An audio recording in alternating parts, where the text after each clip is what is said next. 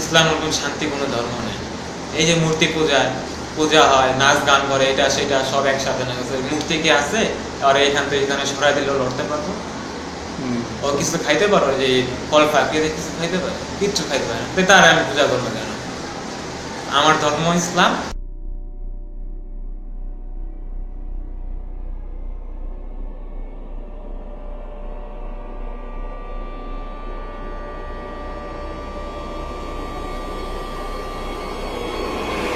الله أكبر الله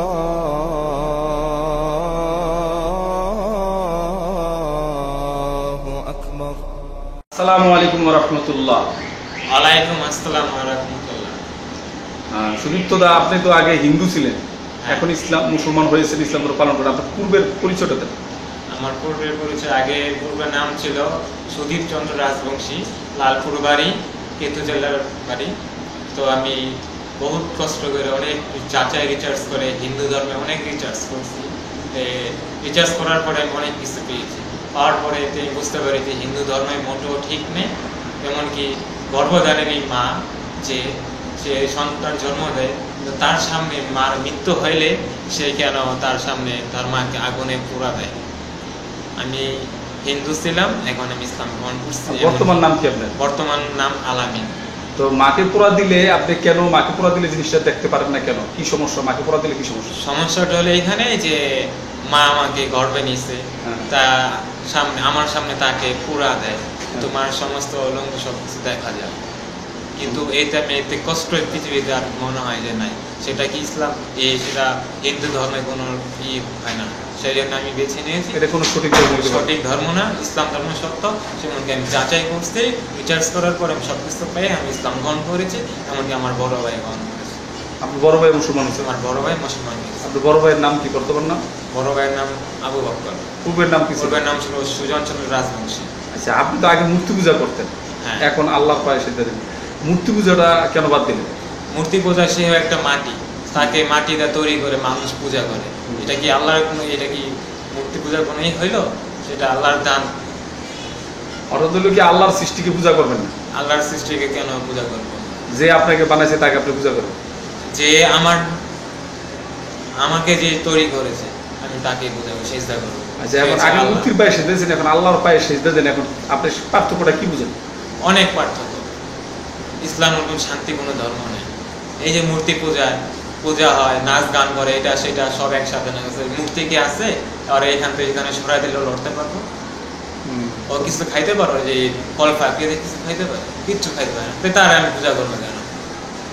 আমার ধর্ম ইসলাম, সেটা হলো আমার ইসলাম ধর্ম। আপনি কি হিন্দুদের ইসলাম ধর্মে আসার জন্য দাওয়াত দিতেছেন? আমি ইনশাআল্লাহ চেষ্টা করতেছি।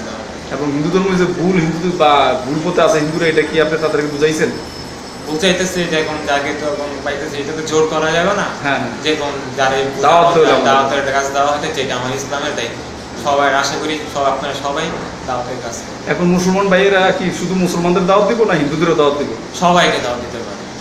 যারা ইসলাম গ্রহণ করছে তারাও দিব, যারা মুসলমান তারা যদি সাথে আগ্রহ তাহলে আরো ভালো। তাহলে বিদুর্বীদের দাওয়াত উচিত, দাওয়াত দেওয়া উচিত। এটা আমাদের নবীজি করেছে। ইসলাম ধর্ম যদি গ্রহণ না করে অন্য ধর্মের লোকেরা, তাহলে কি সমস্যা হবে? আমরা চাই না একজন আমাদের বিধর্মী ভাই, সে জানে না, তাকে জানাইতে হবে। আমাদের চোখের সামনে সে মৃত্যু হয়ে জাহান্নামে যাবে, আমরা সেটা চাই না। আমরা মুসলমান ভাইরাই চাই না।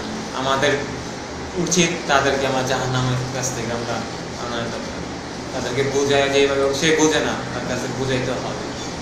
আমরা যতদিন থাকবো বেঁচে ইনশাল্লাহ তার ভাইদেরকে আমরা বোঝাবো। হিন্দু ভাইদের উদ্দেশ্যে কিছু বলেন? হিন্দু ভাইদের আমি হিন্দু ভাইদের এটাই বলতে চাই, আপনারা রিসার্চ করেন, যাচাই করেন কোনটা সঠিক। আপনারা বলতেছেন না, আপনি একটু যাচাই করেন যে এই যে আপনারা এই মূর্তি পূজা করেন, সেই পূজা করেন, কোনো দাম নেই। সৃষ্টিকর্তা একজন, তাকেই দেখবো। কে কি না সেটা আমাদের, আমি মনের থেকে দেখবো যে আমার সৃষ্টিকর্তা কে। আপনি একটু যাচাই করে দেখেন যে আমার রব কে, আমার আল্লাহ সৃষ্টিকর্তা সে একজনই, আমি তাকেই দেখি। আপনারা হিন্দু ধর্মে সবচেয়ে খারাপ লাগছে কি মাকে পোড়া দেওয়াটা? মাকে পোড়া দেওয়া সবথেকে কষ্ট লাগে। এই মা গর্ভধারণ করে লালন পালন করে ছোটতে বড় করে, বড় করার পরে সেই মা সন্তানকে কত আদর যত্ন করে বড় করে, বড় করে মাটা মারা যায়, কিভাবে চোখের সামনে মাকে পুড়িয়ে দেয়, সন্তান আগে আগুনে পুড়ে দেয়। এই কষ্ট লাগে না আপনাদের? একটু আপনার মা আপনাকে কষ্ট করে বড় করে খাওয়ালাম, বড় করে আপনার মা মারা যায়, মানুষজন বাস দেয়, সেটা আগুনটা চালাবে নিজের চোখের সামনে, একটু কি কষ্ট লাগে আমার লেগে? বুঝলেন? আপনারা চেষ্টা করেন একটু মাথা ঠান্ডা করে একটু ভাবেন যে কি ধর্মে আপনারা পালন করতেছেন, তো একটু ভাবেন। এবার হিন্দুদের জন্য আল্লাহর কাছে দোয়া করেন হেদায়েতের জন্য। আমি হিন্দুদের জন্য দোয়া করতেছি, আপনারা সবাই দোয়া করবেন যে হিন্দু ভাইদের একটু জানার চেষ্টা করবেন। আচ্ছা ঠিক আছে, আলামিন ভাই, আপনি বর্তমান তো আলামিন না? আলামিন ভাই, আল্লাহ তালা আপনার মঙ্গল করুক। আপনি হিন্দুদের দাওয়াত দিতেছেন, আরো দাওয়াত দেন, এবং আল্লাহ তালা আপনার যা যা খায় দান করুক। আল্লাহ তালা আপনার মা বোন সবাইকে হেদায়েত দিয়ে দেখ এবং সমগ্র হিন্দু জাতিকে হেদায়েত দেখ। ভালো থাকেন ইনশাল্লাহ। আসসালামু আলাইকুম রহমতুল্লাহ। আল্লাহ হাফেজ।